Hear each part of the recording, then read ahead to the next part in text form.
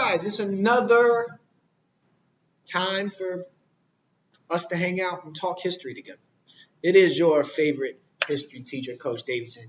At least your favorite history teacher for this year, because more than likely, I'm your only one. But I'll take it. When we left off here in the American Revolutionary War, or the build-up to that war, Great Britain is acting like a very, very, very mean, evil older sibling that is doing things just to annoy their younger sibling, which is the colonies. If my younger siblings are watching this, obviously it's not an older sibling like me because I never did that. But we're here.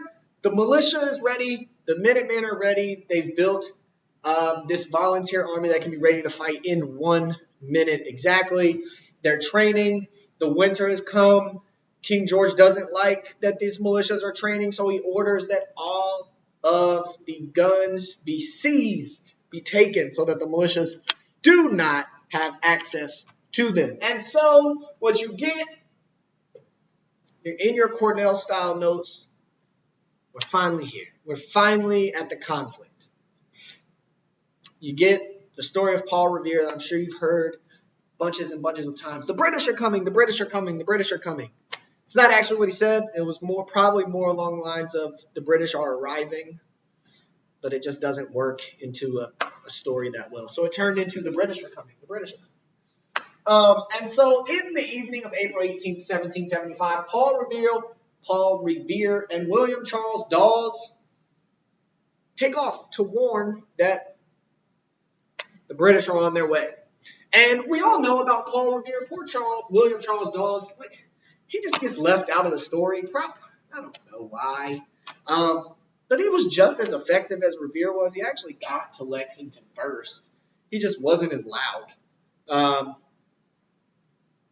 He actually got there first. But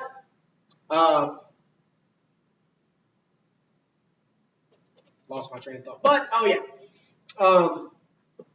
he got there. He just wasn't as loud. Doesn't wake everyone. Tries to get directly to the leaders and the people in charge. Revere begins yelling as soon as he rolls through, the British are coming, the British are coming. People wake up. They're warning that the British troops are on their way. They get back on their horses to go tell the rest of the citizens in Concord to get ready. Spoiler alert, they don't actually make it. But by morning, the Minutemen were ready. They were in Concord, ready to go. Lexington prepared as well. And the reason Lexington has to be prepared because they're in between Boston and Concord. So if they're coming from Boston, they're going to get to Lexington first. And so the Battle of Lexington takes place, the military breakdown. 70 Minutemen colonial militias, all right, 70 versus 700 trained professional military soldiers from the biggest and the baddest army in the world at the time, that being Great Britain. I'm sure you can guess, does not go well, not even at all. It's what's known as the shot heard around the world. The two troops are really just kind of looking at each other, waiting for the other one to start it. The 70 militiamen know that there's probably no chance they're going to defeat the 700 trained soldiers on the other side. But the 700 trained soldiers on the other side don't want the political nightmare that comes with having started it. So they're just kind of sitting there waiting. Depending on which primary source you're looking at, determines who shot the first shot. But either way, it becomes known as the shot heard around the world. And that first shot is what leads to shooting and firing back and forth. And the Battle of Lexington, first conflict of the American Revolution, the first armed conflict. The battle lasts 6 minutes. 6 minutes of fighting before the militiamen are like, all right, we're out. We're like SpongeBob and that meme. All right, I'm going to head out. But the British continue onward. They're continuing the Concord again, trying to seize all of the colonial weapons at the time. The British are known as redcoats because that's how they dress, in red coats. Historians are not creative, or not authors. But they're known as the Redcoats. They're on their way to Concord. It gets back to Concord. Lexington has fallen. Those 70 troops did not do very well. But Concord is much more prepared than Lexington is because they have 500 troops. And even though Britain has more, some of those troops died in the Battle of Lexington in that 6 minutes. And there's something to be said about having to travel that far. And so the Battle of Concord takes place. And the Minutemen hold. Minutemen hold. They don't have to retreat. They kill over 250 British troops.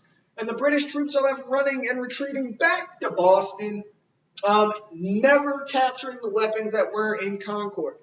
Never getting them, never having them. And so the king is very, very, very upset. He's very angry. He's not happy at all. And he doesn't look good in the process.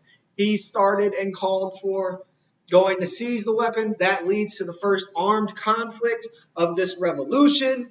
And his professionally trained, biggest, baddest army in the world just lost. So now he's got to retaliate. What's he going to do? We'll talk about it. You have an assignment on Canvas. It's going to all of these causes. We're going to analyze all of these causes and which one was the main cause in your mind of the American Revolution. And we're going to look at how the colonies respond.